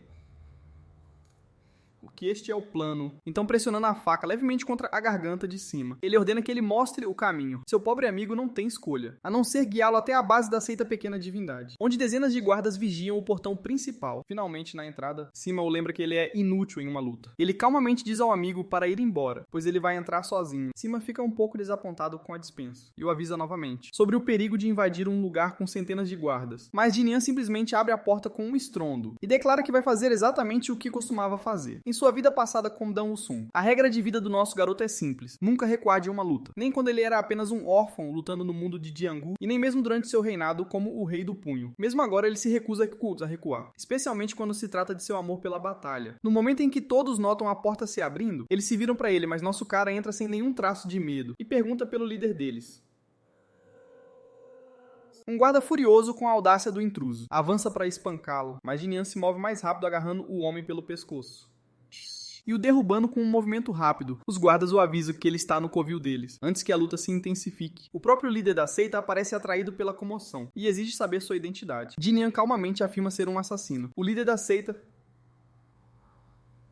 fica divertido, pois nunca em sua vida viu um assassino entrar de forma tão descarada. Então seus olhos caem sobre o punho machucado de Jin Young, e uma lembrança surge sobre a conversa que teve com um membro do clã Yang. Em um instante, ele percebe exatamente quem está diante dele. Jin Young, nosso cara, responde cordialmente que ele pode ser Jin Young. Isso ilumina o rosto do líder da seita, pois ele certamente não esperava que alguém como ele invadisse seu território, mas isso torna as coisas muito mais fáceis. Ele pretende aproveitar totalmente esta oportunidade. Sem hesitação, ele ordena que seus guardas o capturem. Enquanto isso, nosso cara se lembra da última vez que lutou contra múltiplos oponentes em sua vida passada. Quando a batalha começa, ele está ciente de que seu corpo atual não está no mesmo pico de força de antes. Mas isso não significa que ele não possa aproveitar a luta. A cada golpe, ele derruba guardas à esquerda e à direita, socando e derrubando-os em rápida sucessão. Alguns guardas recuam instintivamente, abalados pela força monstruosa que ele exibe, enquanto luta com tantos oponentes de mãos nuas. Então, de repente, ele congela por um momento, quando uma flecha corta sua bochecha por trás, virando-se com um sorriso irônico. Ele acusa atrevidamente o líder da seita de exibir sua arma chamativa. O líder da seita admite que a espada é, de fato, e uma que ele raramente usa. Mas para alguém como este poderoso intruso, ele está disposto a abrir uma exceção. Então, por ordem do mestre da seita, os guardas aos pés de Jin Young o imobilizam, enquanto dezenas de outros se posicionam no telhado com bestas carregadas apontadas para ele. Nosso garoto pensa com amarga ironia. Então, o mestre da seita nem sequer tem a honra de cair ao lado de seus próprios homens. Mas de repente ele ouve a voz de cima chamando por ele, seguida por uma faca, voando pelo ar. Jin Young a pega em pleno voo e com um movimento suave desvia todas as flechas que vêm em sua direção. A força do desvio também afrouxa o aperto dos guardas sobre ele. O líder da seita encara incrédulo o que acabou de testemunhar. Nosso garoto faz um sinal de positivo para seu amigo leal. Então se vira de volta para a luta. Ele arremessa a lâmina em direção ao líder da seita, aborda roçando o pescoço do homem. Em um tom sombrio, ele declara que o líder da seita é a única exceção, para quem ele está disposto a usar uma lâmina, em vez de seu punho, agora desesperado. O líder da seita ordena que seus subordinados o matem, mas antes que ele possa reagir, nosso garoto já está sobre ele. Com os punhos prontos, o líder covarde não hesita em usar sua própria amante, como um escudo humano. Em um rápido e controlado golpe, Jin Young soca o homem, enquanto simultaneamente puxa a mulher para a segurança. Ele diz a ela para ir embora e então volta seu olhar para o líder das Tenecitas, agora encolhido como um animal encurralado. Assim como todos os outros oponentes que Jin Young enfrentou, este homem percebe que ele não pode ser o herdeiro do grupo mercante Yuna. Apenas um artista marcial profissional poderia lutar assim, para salvar sua vida. O líder da seita oferece a Jin Young uma generosa quantia de dinheiro, antes que o homem possa terminar sua frase. Nosso garoto acerta um soco nele, derrubando-o no chão. Com fria finalidade, Jin Young declara que não precisa de dinheiro, de alguém que o valoriza mais do que a vida humana, depois de espancá-lo completamente. Ele acaba com a vida do homem. Sua expressão se contorce em nojo ao ver o sangue dessa escória. Com o assunto resolvido, Jin Young vai embora junto com seu amigo e a amante do líder da seita. Sima se oferece para escoltar a mulher e Jin Young concorda. Os dois se separam enquanto caminham. A mulher rapidamente reconhece Sima. Embaraçado, ele a desmascara, enquanto ela diz a ele que o viu muitas vezes na casa do aroma doce. Ela o agradece sinceramente e promete pagar-lhe um vinho de alta qualidade da próxima vez que ele visitar. Ele recusa a oferta, declarando que não irá a nenhum noivado da próxima vez. Ela comenta suavemente sobre a transformação dele. Olhando para o amigo dele, ele diz calmamente que está disposto a abraçar a mudança, inspirado pela própria transformação de Jin Young.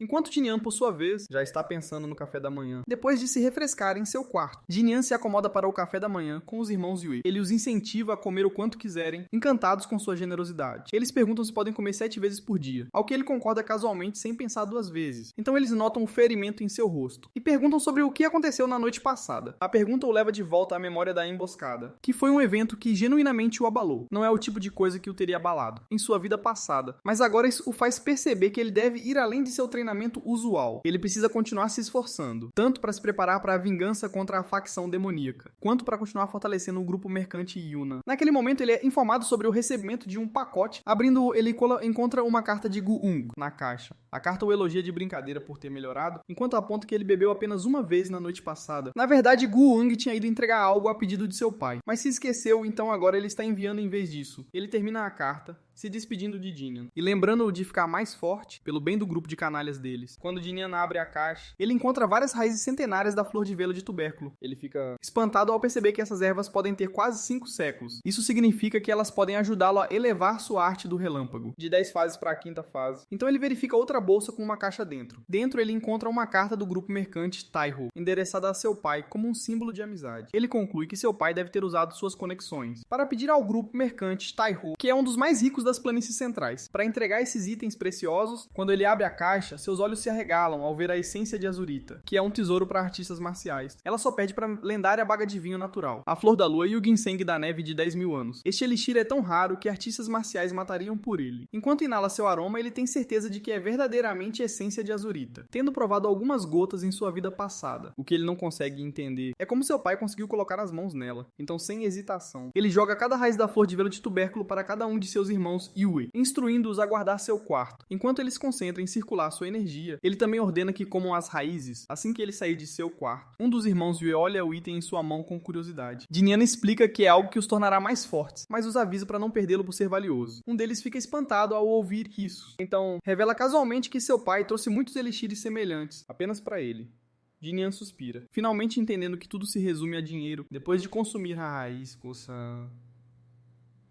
Dinian senta-se de pernas cruzadas em seu quarto, meditando e acumulando energia pelas próximas 2 horas. O gosto é amargo, mas ele pensa que é isso que a torna tão parecida com as artes marciais, dolorosa mas recompensadora. Logo ele sente o calor surgindo em seu núcleo vindo do elixir, e ele fica aliviado por ter treinado o receptáculo deste novo corpo, mas de repente uma dor ardente explode em cada parte dele. Ele tenta suprimi-la, mas ela se torna cada vez mais insuportável. Rangendo os dentes, ele decide enfrentá-la de frente, canalizando sua energia para subjugá-la. Após vários segundos agonizantes, ele finalmente respira aliviado, enquanto a dor desaparece e seu núcleo começa a esfriar. Então ele usa sua arte do relâmpago, um sorriso triunfante em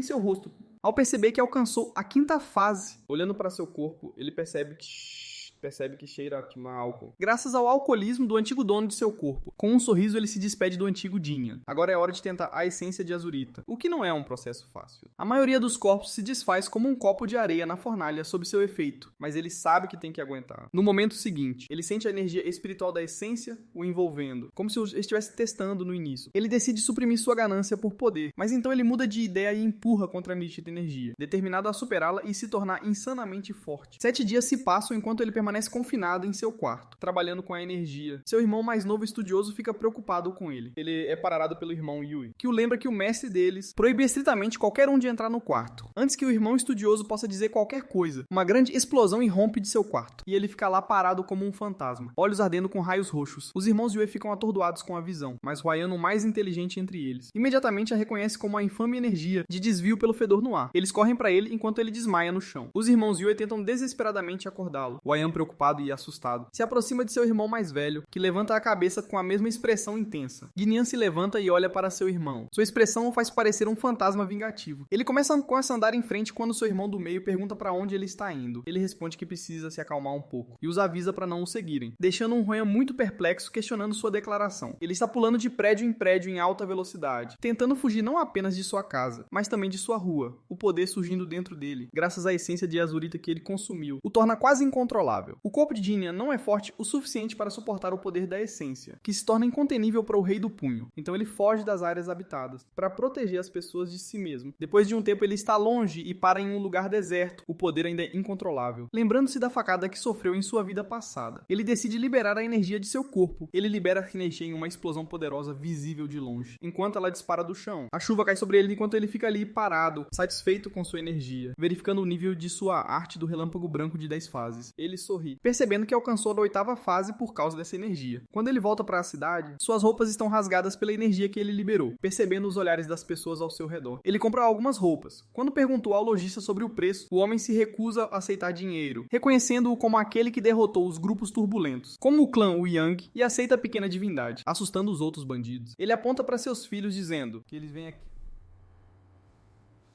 depois disso. Então é um sinal de gratidão dele. As crianças também lhe oferecem um guarda-chuva. E com um sorriso, ele finalmente aceita a gratidão deles. Do lado de fora, ele olha para os rostos pacíficos das pessoas ao seu redor e percebe que o lojista estava certo. Ele nunca entendeu verdadeiramente o impacto que sua luta teve sobre os outros, mas lembrando as palavras do lojista e os sorrisos das pessoas. Ele sente uma sensação estranha da qual gosta. De repente, a paz é quebrada por gritos altos. Ele olha para frente e vê algumas pessoas perseguindo Myung-ho. Seu amigo camaleão imediatamente o cumprimenta com um sorriso. Olhando para seu inimigo, ele comenta secamente sobre sua vida ocupada. Enquanto isso, no palácio de Moyong-chan, a Assembleia do Imperador realiza uma reunião. A conversa é liderada pelo líder do clã Doku Moyong, que elogia Moyong-bin por seu grande trabalho em reunir todos os líderes dos grupos da Assembleia do Imperador. Yang-bin dispensa a gratidão e se aproxima do líder do clã Yang Sayan a respeito da morte de Yang-hu nas mãos de nosso herói. O patriarca Yang fica bastante envergonhado ao ouvir isso, especialmente quando Moyong-bin menciona que Yang-hu era um artista marcial profissional que frequentemente se metia em problemas com o grupo mercante Yuna, agora o chefe da Assembleia do Imperador, e o líder do clã Namgong riem dele, o Yang-hu, também detinha o título de um dos artistas marciais mais fortes. No entanto, eles acham ridículo que alguém como ele tenha sido derrotado por um mero membro de um grupo mercante. O líder do clã Yang tenta argumentar que o Yang-hu já havia sido banido do clã, mas ele expressa sombriamente sua intenção de ensinar uma lição a Jinyan, para fazê-lo reconhecer a supremacia de seu clã. Do outro lado, nosso cara e seu amigo egocêntrico estão sendo perseguidos pelo grupo da Aliança do Ceifador Carmesim. Eles exigem que ele entregue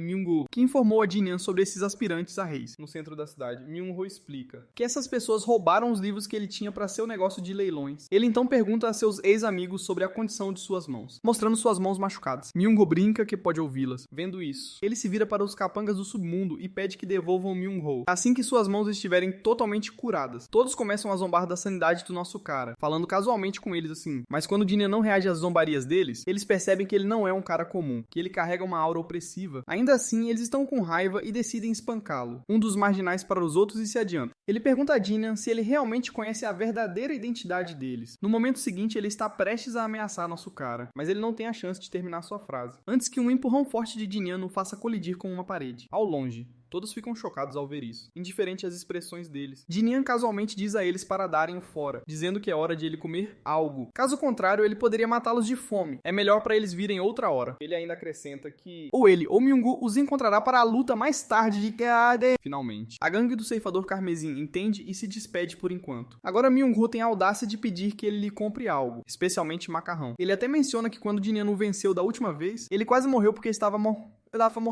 de fome, e divaga sobre a importância da comida para sua recuperação. Finalmente, Jinyan manda ele calar a boca, dizendo que ele deveria apenas pedir sem acrescentar muito. Então eles vão ao lugar de Jin Pyong para comer macarrão. Myung-ho está muito feliz por ter uma refeição completa, mas então ele nota uma mudança nos hábitos alimentares de seu amigo, pois ele era alguém que costumava comer tão pouco. Agora come como se estivesse morrendo de fome há dias. Ele lhes dá um pequeno sermão sobre o curso natural da mudança, e então pede 4 tigelas para seus amigos. A conversa muda para os gêmeos Yue, enquanto nosso garoto informa a Myung-ho que eles estão bem, e geralmente treinando em sua casa. Myung-ho comenta sobre seus hábitos alimentares glutões, que causam um grande rombo em suas despesas quando estão com ele. Jinyan casualmente o lembra que ele é rico o suficiente. Seu ex-amigo retruca irritado que ele também saqueia seu dinheiro. A conversa então muda, enquanto Myung-ho se interessa pela fonte de conhecimento de artes marciais de Jinyan. Seu amigo pressiona por um motivo. Myung-ho responde casualmente que ele quer derrotar a gangue do Ceifador Carmesim, e as artes marciais podem ser bastante úteis para ele nesse aspecto. Ele também compartilha informações sobre o líder da gangue, que tem centenas de subordinados onde quer que lutem, são tantos deles, embora eles fujam quando necessário. Diante disso, Jinyan se oferece para treiná-lo pessoalmente, o que Myung-ho concorda imediatamente. Ele promete seguir todas as instruções, o que Myung-ho leva a sério, pois ele não é chamado de raposa venenosa à toa. No momento seguinte, ele surpreende seu ganancioso ex-amigo exigindo que ele se curve para ele. Myung-ho fica bastante envergonhado, mas ele ainda se curva. Então ele se levanta enquanto reclama de Jinyan. É melhor ensiná-lo depois disso. No momento seguinte, nosso garoto abre seu guarda-chuva e demonstra como balançar o pulso para um movimento de espada. Isso irrita seu ex-amigo, pois ele acabou de se curvar enquanto reclamava sobre como ele ia jogar lixo no portão de seu grupo mercante. No momento seguinte, ele é atingido pelo mesmo guarda-chuva, enquanto Jinyan o instrui a segurá-lo com uma mão e balançá-lo da mesma forma que ele demonstra Ele deve fazer isso com um guarda-chuva emprestado centenas de milhares de vezes, antes de voltar para encontrá-lo. Myung-ho recita. Incerto se ele pode realmente repetir essa façanha tantas vezes, enquanto o provoca com seu título. Jin-Young diz a ele para desistir de aprender artes marciais, se ele não conseguir. Myung-ho permanece hesitante. Mesmo após o aviso, nosso cara decide dar a seu ex-amigo um choque de realidade. Ele agarra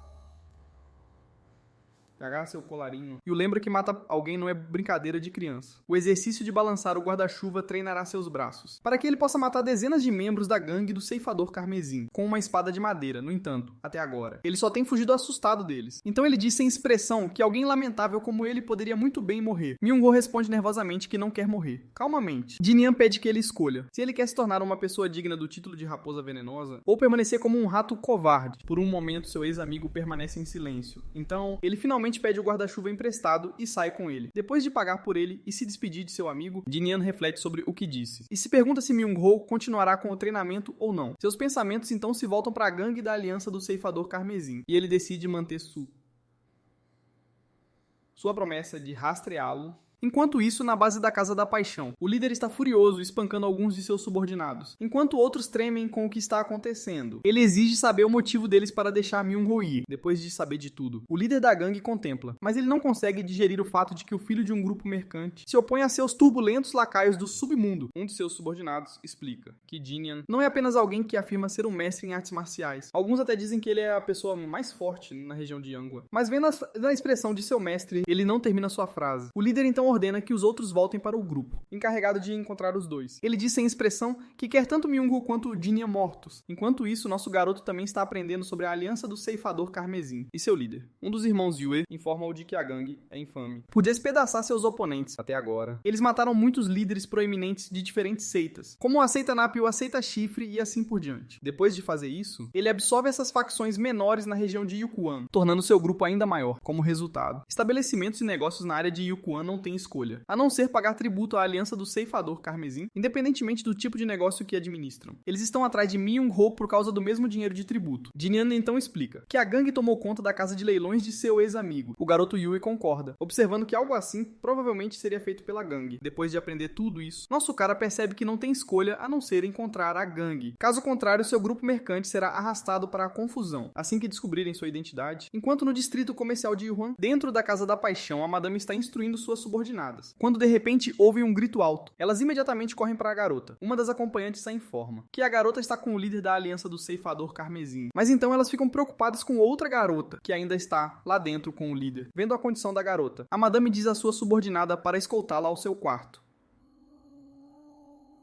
e deixá-la descansar enquanto ela verifica o novo convidado. Enquanto isso, os subordinados são instruídos a não perturbar o líder do ceifador carmesim. Jong-ho então se aproxima de seu novo convidado, que não é outro senão o nosso garoto. Ela tenta elogiá-lo, mas ele pergunta diretamente sobre o líder do ceifador carmesim. Jong-ho pergunta se ele tem um compromisso. Ele até pergunta se encontrará o líder no andar de cima. Jong-ho hesita imaginando sobre a identidade dele, mas admite de qualquer maneira que o líder está no andar de cima. Enquanto ele sobe as escadas, ele avisa para evacuar os outros, pois ele vai se encontrar com o líder. Vendo que a outra garota ainda está lá dentro, ela tenta avisá-lo sobre a imensa força do líder. No entanto, nosso garoto não se abala. Enquanto ele avança em frente ao grupo do líder, os guardas o avisam que esta é uma área restrita, mas ele continua quando um guarda tenta detê-lo. Ele simplesmente o joga para trás como se não fosse nada. Os outros guardas da aliança do ceifador carmesim se preparam para lutar, perguntando se o nosso rapaz alheio sequer sabe quem eles são. Ele calmamente pergunta de novo sobre o paradeiro do líder deles. Parece que todos ao redor fazem parte da aliança do ceifador carmesim, enquanto um grande número de homens correm em sua direção com a clara intenção de matar. Jin-Young, por outro lado, calmamente diz a eles que também pretende matá-los. Um deles o ataca com uma espada, mas ele agarra a cabeça do homem e o joga longe. Outro capanga avança sobre ele, mas ele desvia do ataque e o mata com a sua própria arma. Ele então arromba a porta de um quarto, mas não é o certo. Ele se pergunta em voz alta se precisa destruir as portas de todos os quartos para encontrar o líder. Sem hesitar, ele arromba todas as portas deste andar, mas o líder não está em nenhuma delas. Ele conclui que precisa procurá-lo no próximo andar. Depois de um tempo, no quinto andar, o líder está sentado em seu quarto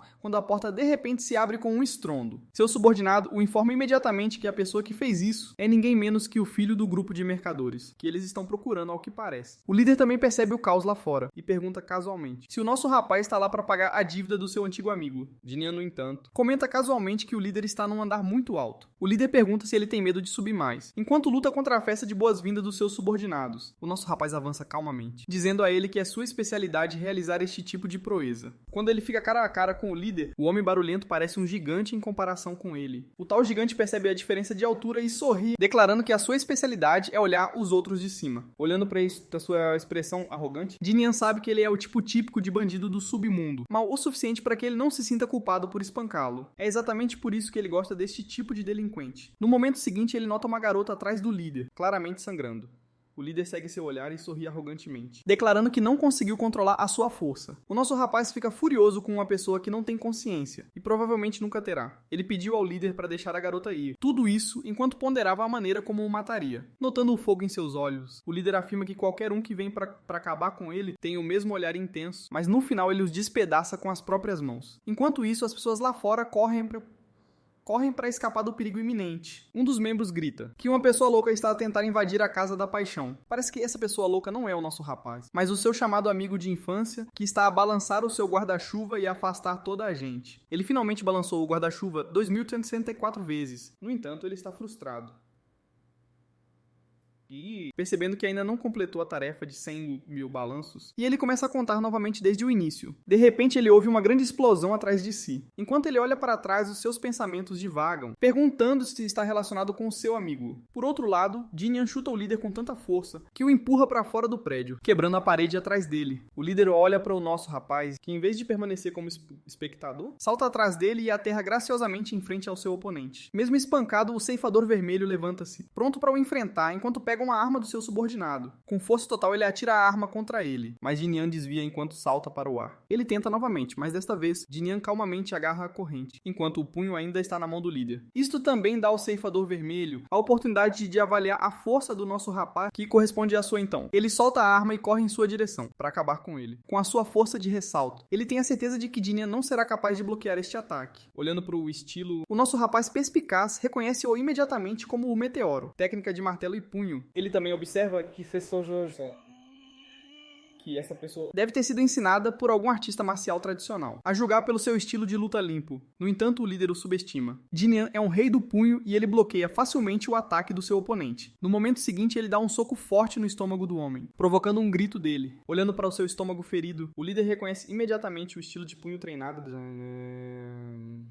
Jinian e prepara-se para lhe dar uma luta a sério. Os seus músculos ondulam com energia bruta enquanto ele avança, pronto para o despedaçar, calmo como sempre. Jinian agarra-o pelo pescoço e atira-o ao chão, sem qualquer esforço. O líder não entende, porque está em desvantagem contra este homem, mesmo estando a lutar com todas as suas forças. Agora, o nosso rapaz agarra-lhe a cara e devolve-lhe a provocação do líder, que agora é ele quem está a olhar para cima para o Jinian. Ele então começa o segundo estágio da sua arte do relâmpago branco, enquanto ainda segura a cara do líder, que agora está a gritar de dor. A cada momento que passa, ele aumenta o estágio para o próximo nível, até que ele está a usar a quinta fase. Os lacaios da aliança do ceifador carmesim, vendo o seu chefe a contorcer-se e a ouvir os seus gritos, perguntam-se se devem intervir para o ajudar, embora suas caras mostrem claramente o medo que os retém. Um deles reconhece a técnica do relâmpago branco, arte de 10 estágios. Quando Jinian termina, todos ficam impressionados ao ver nada além de cinzas, onde o seu líder esteve, levantando-se.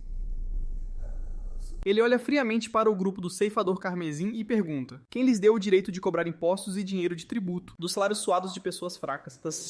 Então ele os desafia se eles querem exibir a sua força, eles devem vir a ele primeiro. Ele avisa que terão o mesmo fim que o seu chefe. Enquanto isso, a aliança do ceifador carmesim está animada. Enquanto pensam que como ele é apenas um homem, eles talvez consigam matá-lo de qualquer maneira. Então Myung-Yo, olhando para ele, pergunta-se em voz alta se com o ceifador vermelho morto, eles talvez não precisem mais de pagar tributo. O homem ao seu lado comenta que Jinian pode começar a exigir dinheiro de tributo em vez disso. Mas Myung-Ho nega imediatamente, defendendo o seu amigo de infância. Ele sabe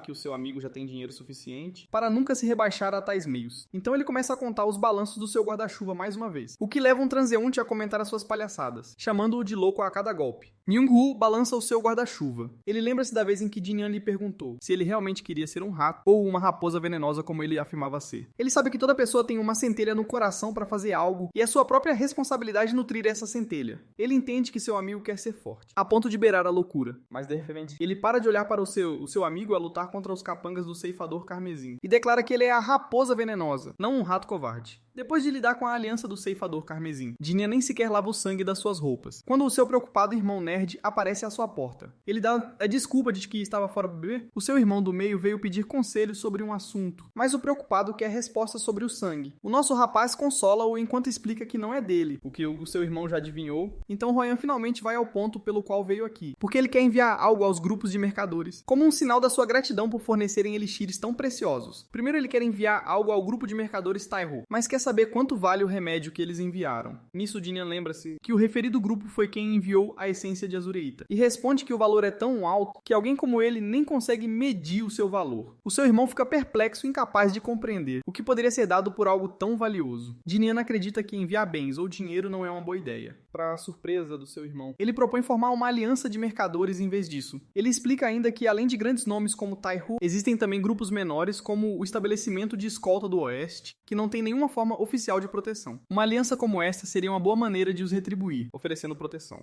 Royan está hesitante, sentindo que parece maior do que o que eles podem lhe dar. Dinian aconselha-o a começar pequeno. Apenas inclua o grupo de mercadores Taiho e o Estabelecimento de Escolta do Vento Oeste, por agora como forma de retribuição. O irmão nerd, já ocupado a planear, quer saber as regras e as taxas de adesão. Dinian diz-lhe para não cobrar nenhuma taxa por enquanto, e para manter as regras simples. O seu irmão quer saber sobre o propósito da aliança. Nisso, ele lembra-se das palavras do representante do estabelecimento de escolta que tinha pedido a sua proteção, depois de ele ter expulsado 2 organizações de gangsters daquela cidade. Então ele afirma que o seu propósito é proteger as vidas dos mercadores. Além disso, ele quer formar uma linha de comunicação adequada, para que possam alcançá-lo em situações terríveis. O seu irmão salienta que podem surgir condições que nem mesmo grandes grupos, como o grupo de mercadores Taiho conseguem lidar. Por exemplo, se alguém do submundo de Jianghu os assediar, que tipo de ação ele tomaria? Ele afirma firmemente que tratará pessoalmente de tais assuntos, o que deixa o seu irmão hesitante. Mas ele explica que, uma vez que os mercadores lhe deram remédios que o tornaram mais forte, ele pode fazer isso por eles em troca. Depois vem a questão de nomear a aliança. O Ayan sugere chamá-la de Grande Aliança de Mercadores, mas ele recusa, não querendo que soe como a Aliança do Ceifador Carmesim, e corrige para a Grande Associação de Mercadores. Nesse ponto, Royan também o lembra de que, desde que o seu irmão canalha voltou, a sua carga de trabalho aumentou. Ele pede desculpa, mas Royan ignora com um sorriso, dizendo que é melhor para os mercadores manterem-se ocupados. Nesse momento, um dos seus subordinados chega gritando que um novo problema surgiu. Quando questionado, ele revela em pânico que o Lord Yang e os seus discípulos vieram pessoalmente.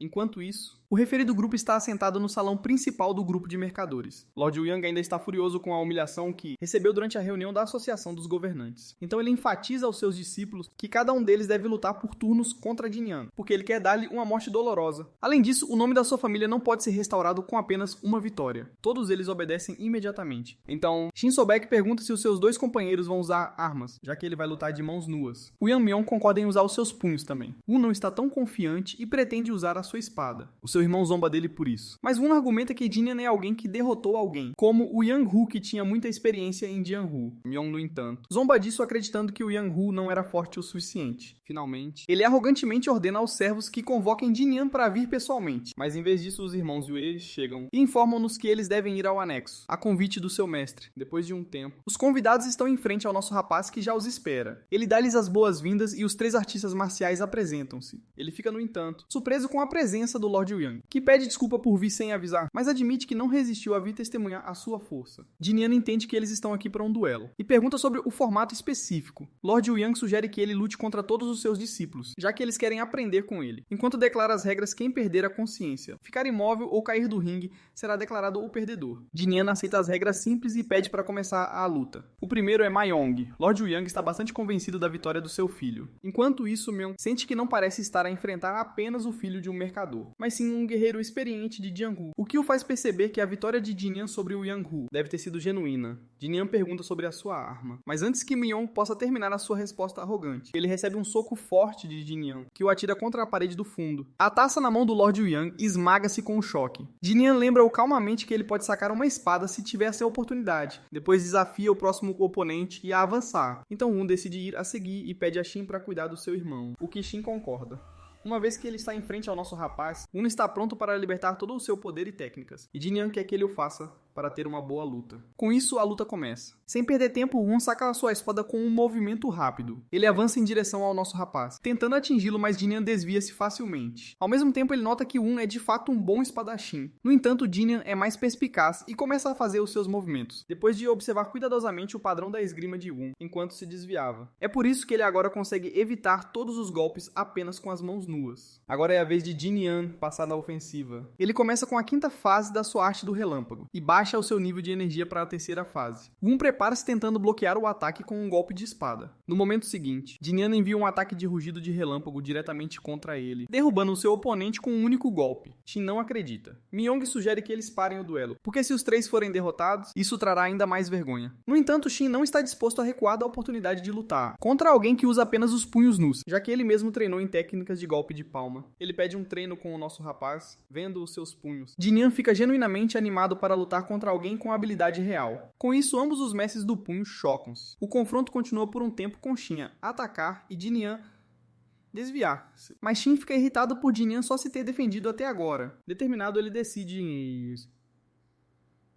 lançar o seu ataque final e ver como Jinian o bloqueará. Ele lança o seu golpe de palma esmagador da roda do redemoinho, criando um pequeno tornado que avança em direção a Jinian, que sorri com um movimento impressionante. No entanto, ele comenta que é muito grande. Calmamente, ele agarra o pé de Shin com firmeza, fazendo-o gritar de dor e depois atira-o com força ao chão, comentando que teve um bom duelo. Myong está amuado, porque não ganham nada de bom com esta derrota. Vendo a cara de desagrado do Lord Yang, Jinian não entende a razão por trás disso. Enquanto isso, o Lord Yang está a tremer, de raiva porque percebe que Jinian é verdadeiramente invicto, e trazer outra pessoa seria inútil. O problema é que o orgulho da Associação dos Governantes será esmagado, e ele e o seu clã também serão ridicularizados por essa derrota. Decidindo por outra tática, ele pede a Jinian para dar um passeio até ao mercado. Ele nota o ambiente pacífico de lá e comenta que Jinian deve ter muitos fornecedores deste lugar. Sem perder mais tempo, ele oferece a Jinian a adesão à Associação dos Governantes. Ele explica que Jinian não precisa de inscrever todo o seu grupo de mercadores, pois ele pode juntar-se como um indivíduo e o seu grupo de mercadores ainda estará protegido. Jinian fica surpreendido com a oferta, sabendo que essa associação já inclui os nomes de grandes clãs, mas ele levanta a questão de que a Associação dos Governantes é formada por clãs que deixaram a Aliança Murin, que outrora era composta pelas 9 grandes seitas. Lord Yang confirma enquanto dá a desculpa, de que são apenas rivais amigáveis da Aliança Murin. Jinian pensa sobre a informação que recebeu, de que o clã Yang só recentemente se juntou à associação e agora quer salvar a sua reputação após a derrota. Lord Yang também confirma a sua suspeita, ao admitir que o seu subordinado, Yang Hu, estava a espalhar rumores estranhos sobre Jinian, o que afetou gravemente a reputação do clã, embora ele próprio não tenha nada contra ele. É por isso que ele quer que Jinian se junte à Associação dos Governantes, para salvar as aparências. Nisto, ele acredita ser a sua melhor chance de mostrar a sua associação, que alguém como Jinian está sob o seu comando. Jinian pergunta o que acontecerá se ele recusar. Lord Yang salienta que ele não perderá nada ao juntar-se e como filho de um mercador ele deveria entender isso. Jinian retorna que não tem nada a ver com um grupo de artes marciais comum, quando não lhe falta dinheiro. Então ele dispensa-o terminando a conversa nesse ponto. O Yang fica verdadeiramente furioso e ameaça perguntando se Jinian quer que todo o seu grupo seja massacrado. O que momentaneamente para o nosso rapaz, o Yang avisa que tem poder suficiente para aniquilar todo o grupo de mercadores, poupando a vida de Jinian e transformando-o num inimigo público. Ele pergunta se Jinian realmente pensa que é forte o suficiente, sozinho para esmagar um clã inteiro, quanto mais a Associação dos Governantes. Antes que ele possa continuar a sua ameaça, ele recebe um soco forte de Jinian, que avisa que o matará primeiro, e depois aniquilará todo o seu clã. Ele até afirma que culpará o filho mais velho de Yang, avisando que é melhor que o Yang não o teste. Lord Yang ainda tem a audácia de chamar as suas palavras de as mais vis que já ouviu, e acusa-o de ser um homem sem vergonha ou contenção. Com isso, ele lança o seu golpe amplo do sapo venenoso, que é uma técnica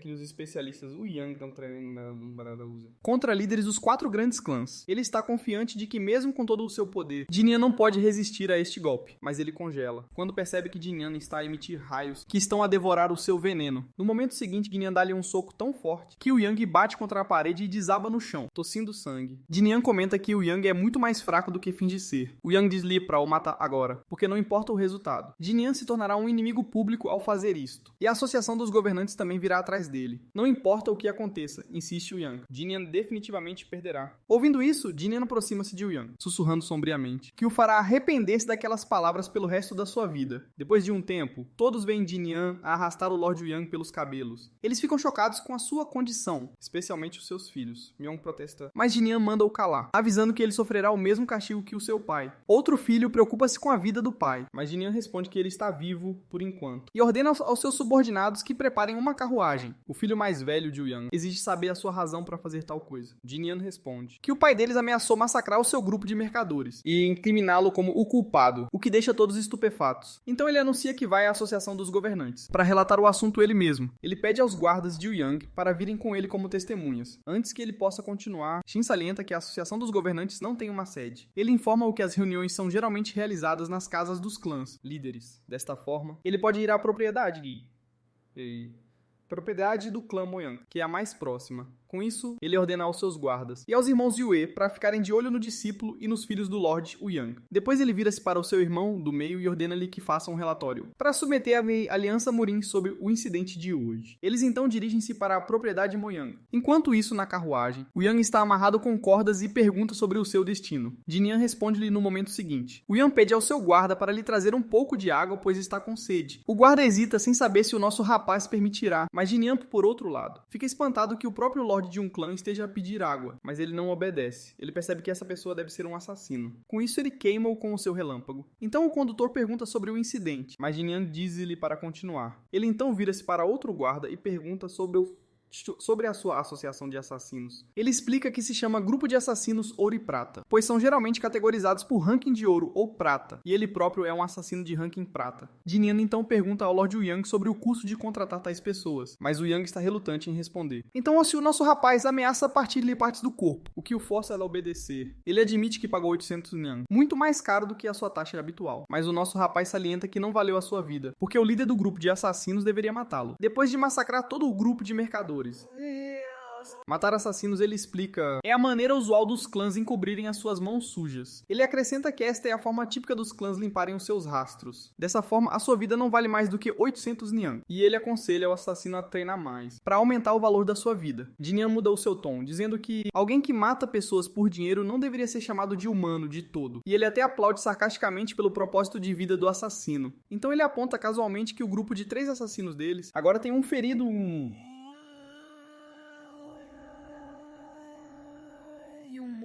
Depois de um tempo, eles chegam à propriedade Moyang. Todos reconhecem o Lord Yang e estão curiosos tanto sobre a situação quanto sobre a identidade de Jinian. Finalmente, Moyang Bin, o líder do clã Moyang, chega e pergunta sobre a condição de Yang. Depois ele vira-se para Jinian e apresenta-se. Jinian também se apresenta, embora não entenda muito bem porque da última vez que verificou, Moyang Chu era o líder do clã. Bin pergunta sobre a razão pela qual o líder do clã Yang está a ser arrastado por Jinian como se fosse um criminoso. Jinian oferece-se para responder e explica toda a situação. Um dos subordinados de Bin salienta que este é um assunto grave, especialmente porque a Aliança Murin em breve ficará a saber disso. Mas Bin o impede e pergunta qual o propósito de Jinian em trazer este assunto diretamente a ele. Ele diz que duvida, que Jinian compreenda totalmente o perigo da Associação dos Governantes. Então ele assume que Jinian veio revelar a verdade com antecedência. Então o nosso rapaz pergunta sobre a sua estratégia para lidar com este problema, já que pode em última análise recair sobre ele. Bin pensa que a resposta real é eliminar o perigo, mas o assassinato de alguém como Yang pode facilmente escalar para transformar todo o clã Yang em seu inimigo, enquanto o coloca sob a vigilância da Aliança Murin. Nesse momento, o Yang começa a gritar com Bin, alegando que foi ele quem causou todo este caos, que a sua zombaria o levou a fazer isso. Então ele implora-lhe por ajuda, prometendo que fará qualquer coisa em troca. Derrubando o Bin, declara que o Yang não tem mais vergonha. Ele então ordena aos seus homens que prendam os assassinos, mantendo-os vivos sob vigilância. Depois ele pede desculpas educadamente por toda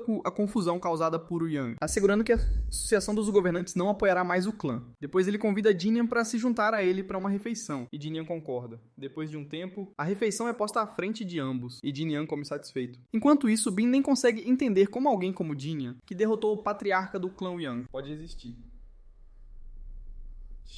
Para testá-lo, ele pergunta que estratégia Jinyan trabalhará para resolver este assunto, já que não importa o que aconteça. Ele não pode matar o Yang, mas deve lidar com isso de uma forma razoável. Jinyan pergunta sobre o seu plano em vez disso. Então Bin começa a delinear o seu plano para enviar o Yang para a aliança Murin, o que pode libertá-los das ações de Yang e transferir a responsabilidade para o clã Yang. Além disso, para preservar a sua posição, a Associação dos Governantes está pronta para assumir os danos, e ele tem a certeza de que outros líderes de clãs concordarão. Jinyan gosta do plano, então ele pergunta se o antigo líder do clã, Moyanchu, passou pela cerimônia de lavagem de mãos na Bacia Dourada, que é uma espécie de ritual de aposentadoria. Ouvindo isto, Bin comenta que Jinyan está desatualizado sobre as notícias do mundo de Yanhu, porque o seu pai está desaparecido há 1 ano. Ele fica surpreendido com isso. Bin explica que eles enviaram uma equipe de busca com membros do ramo principal, mas não encontraram nenhum vestígio dele. Nesse momento, o nosso rapaz pensa que é a mesma altura em que reencarnou no corpo de Jinyan. Isso significa que juntamente com ele, Chu também morreu. Então ele questiona se Chu tinha alguma hostilidade com a facção demoníaca. Bin responde que a facção demoníaca tem estado em silêncio por 20 anos, e se eles se erguessem novamente, ele teria notado. Além disso, ele duvida que a facção demoníaca tenha qualquer razão para avisar o seu pai. Nisso, ele lembra-se da sua vida passada, onde ele também não tinha nada a ver com a facção, mas foi subitamente emboscado e morto. Para avaliar a situação, ele pergunta até onde o pai de Bin iria se fosse emboscado por vários espadachins. Bin responde que o seu pai não é alguém que possa ser derrotado por meros espadachins. O nosso rapaz então aponta e se esses espadachins tivessem corpos à prova de lâmina. Isso deixa Bin confuso. Agora, lembrando-se do seu último incidente quando tentou atacar aqueles assassinos. Ele lembra-se de como eles sobreviveram, mesmo depois de serem atingidos pela sua energia de relâmpago da 9ª fase. Ele sabe que nenhum homem comum pode suportar, sequer a energia de relâmpago da 9ª fase, se ele atacar com o poder do seu corpo atual. Ele não acredita que alguém como eles possa resistir à sua força. Então ele conclui que eles devem ter corpos à prova de lâmina, ou algo igualmente impossível, se homens com tal poder, incluindo o feiticeiro que uma vez controlou seu corpo, unissem forças. Ele pensa que apenas alguém além do céu poderia enfrentar tal força. Então ele tem a certeza de que Bin não receberá nenhum vestígio do seu pai, ou da facção demoníaca ainda. Ele ainda não entende a razão por trás do seu segredo, ou o seu verdadeiro motivo para fazer isto. Enquanto isso, num lugar isolado, uma mulher conhecida como o Demônio Celestial dirige-se a um homem chamado o Demônio da Espada, e informa o que encontraram o Rei da Espada. O Demônio da Espada então ordena à sua facção que se prepare para a caça pelo Rei da Espada.